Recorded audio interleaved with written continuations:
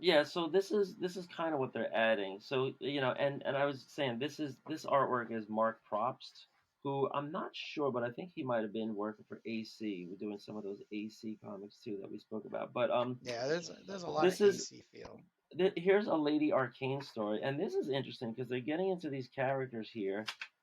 A little bit of standing around and talking. Okay, he slammed the book back onto the shelf. Wow. But here they're getting into some subject matter where they're doing like look, she's talking about she's ripping the girl's shirt off, and she's got like very very small breasts, and they're talking about maybe a more boyish look. What if we pay for the mass of all that hair by getting rid of these things? So she got rid of her breasts, and so now Hmm. she's kind of like flat chested, and then they're giving her this new outfit where it kind of works with that, I guess. I mean, so this is kind of like into some strange areas, right? She's like, "What about my breasts? You're not going to give them back? What breasts?" And she goes, "Ha ha," as Sig would say, "sehr gut." So I guess she's happy now. Like, what just happened there? This I want to call this out. This is an interesting character called Britannia. You kind of like the design here.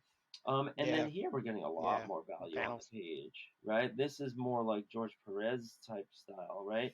There's good density on the page, and when you do that, you don't really need that many backgrounds. You could just put little indications of grass and plants and things, and then you don't have to sit there and draw, these complicated interiors.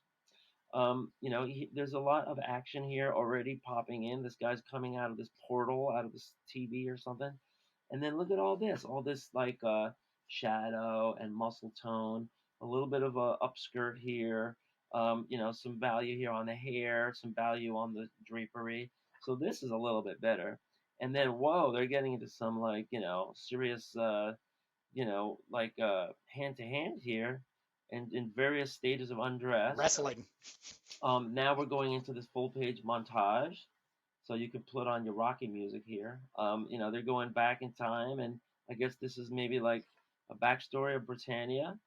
The pencils here is this Will Mignaud guy. I'm probably butchering it. Meugniot. That's Munot, maybe. Um, Yeah, I can't remember. He actually did a Crom, the Barbarian in Barbarian Tales or Barbaric Tales, okay. an old black and white 70s I see Joe comic. Yeah. Munot on colors, so this might be a Uh, husband and wife scene, or huh. brother and sister scene. And so yeah, that's pretty good. I like the backup story there. Britannia's cool. And then the letter pages. Oh, So that's it. And let's just see. From the first block to the second block, the pencils here are credited to Hagabat and Rick Bryant on inks. And here we can see it's in the vein, but a little bit different.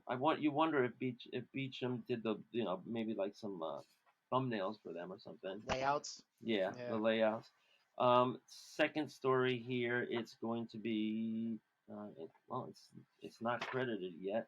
This is Foxbat with the icicle.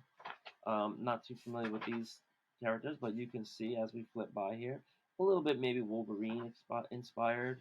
Um, some action here, some ass kicking going on. Not so bad. I don't mind this guy's style. There could be a decent story here. And then all of a sudden, I think this is a different style. So these guys definitely like jump around and pitch in. And then here we're getting into a Flair story by E.R. Cruz on art. So they were moving people in and moving people out on these.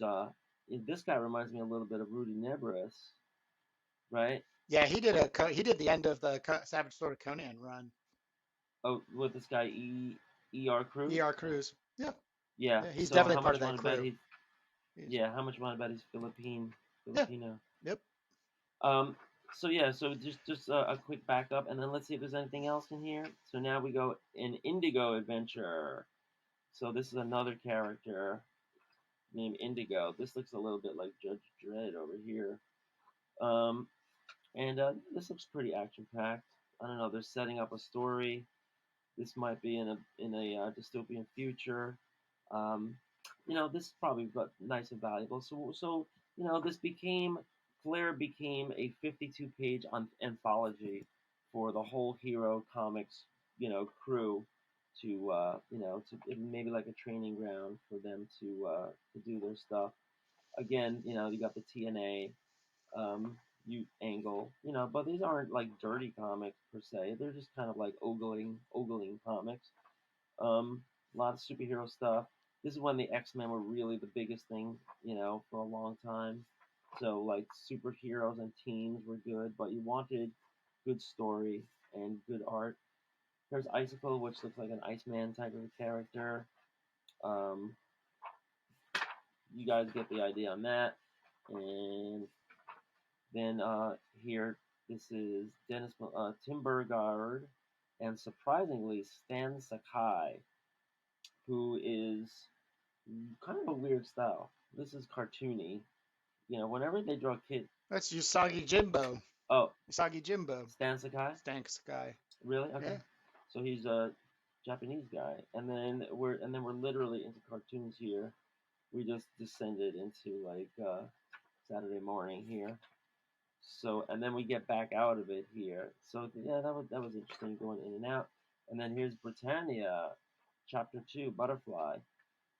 Not saying the same exacting level of art that we saw in the first setup, but there's definitely a lot on the page there. And finally, oh, here they're taking a survey, 1991. They're trying to get some customer information. And finally, we have this first issue special called Flair Adventures, and it's 90 cents, and it looks like it's kind of thin here, and it's exclusive Fashion's Rising Star.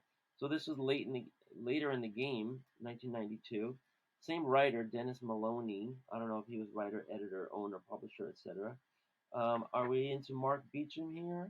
No, we're doing Tim Burgard and Mark Beecham on inks. So this is just another Flair story that they got out, and Yeah. she's kind of like a Hollywood star here. This reminds me maybe a little bit of the Dazzler, which was out by then. I'm not seeing superheroes and supervillains and fighting, but we're seeing outfits and glam. This is the halfway mark. Now we're setting up here a bad guy, comedic bad guy. Flair is just beating the crap out of him. She's using her powers to subdue him, and then all of a sudden she gets grappled by a secret force or whatever that came out of nowhere. So this guy's got some powers here, and they're going back and forth. She's getting slammed. You usually don't see a chapter end right in the middle of a action sequence like that, but I guess they ran out of time or something. And here is an ad for the Champions Classics first issue special. So I guess they were still publishing. And is this George Perez? It says George Perez with a J. Jorge Perez.